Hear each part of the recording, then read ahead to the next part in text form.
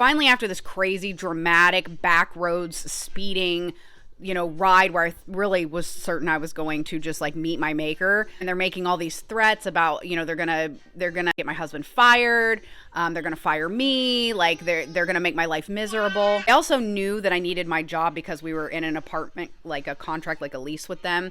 He really felt like they had the upper hand in this. They just were just making all kinds of threats. They like pull up to my apartment building, and the owner gets out, pulls open she opens the door because the child locks were on, and I immediately start to get out, and they take a wad of cash and throw it at me. And they both look at me and smile and go, "Good luck filing for unemployment and proving that you ever worked here."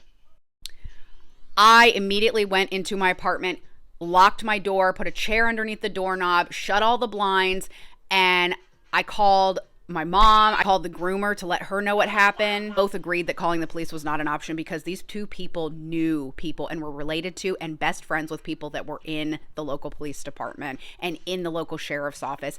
And I will say this, the owner was extremely flirty.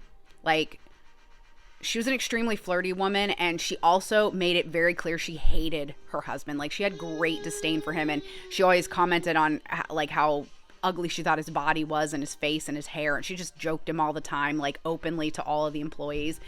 So she was always really flirty with people in power. So like if a cop ever came in, especially if animal control ever came in, she was like crazy flirty with them.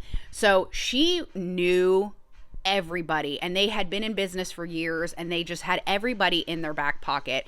And I was terrified. They really made it sound like they were about to ruin me and my husband's entire lives. I never reported it. I never called anybody. Years later, me and a couple of the girls, like 5 employees, we all got together and had a meeting at the groomer's house. And we all agreed we were going to go to animal control and tell them about the bites, the unreported bites, her giving like people medicine to the dogs, all this stuff. They said they would do an investigation. They said they did, and they found nothing. And that's absolutely, there's no way that they found nothing, because if they had even checked in with one former employee, they would know. They would hear horrendous, like not only like abusive boss stories, but like harassment, bullying, animal neglect, just probably like money laundering. I'm sure. I don't know. I guarantee you that the reason that the animal control stuff never went through is because they knew people. They knew people, they know people.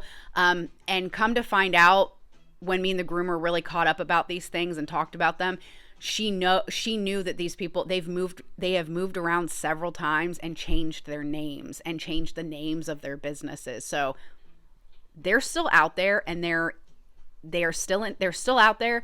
They are still insane. And